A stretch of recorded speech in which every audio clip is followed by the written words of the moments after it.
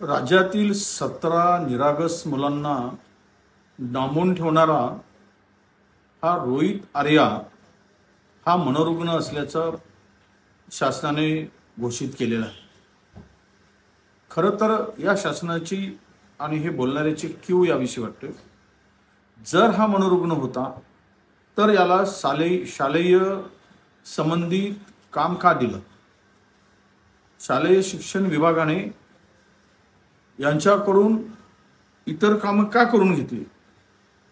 आर्या हे सातत्याने सांगत होते की माझी थकबाकी मिळत नाही आणि थकबाकी मिळत नाही म्हणून जर म्हणजे त्याच्याकडे जे कामं होती ते PLC स्वच्छता मॉनिटर आणि माझी शाळा अशा योजनांचं काम त्याच्याकडे दिलं गेलं होतं. आणि मुंबई पोलीस सांगतायत की तो मनोरुग्ण होता. त्याचा एन्काउंटर केल्यावर आज पोलिसांचं अभिनंदन की 17 मुलांना पुढील होणाऱ्या धोक्यापासून त्यांनी वाचवलं. पण हा मनोरुग्ण होता तर मग याला ही कामं देऊन ते जे म्हणत होता की माझी 2 कोटीची बिलं थकवली गेली आणि त्या पोटी त्यांनी या सगळ्या मुलांना ओलीस धरलं होतं.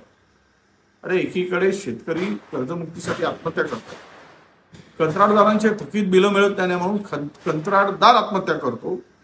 आज शालेय शिक्षण विभागामध्ये थकीत बिलं मिळत नाहीत म्हणून हा रोहित आर्या यांनी मुलांना ओलीस धरलं.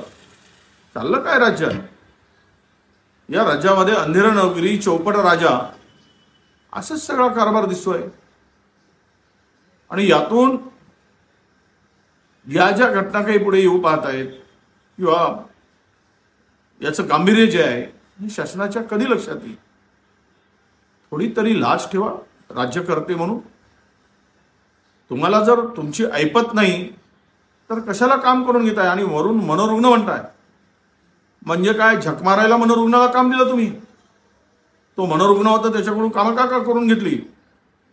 अरे कुणाशी बनवाबनवी करताय? कुठे पाप फेडाल तुम्ही? कुठे लपवताय सगळं? एकूणच राज्य हे आता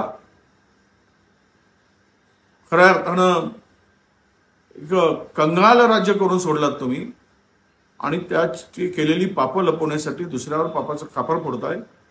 हे आता महाराष्ट्रातील जनता ओळखून आहे.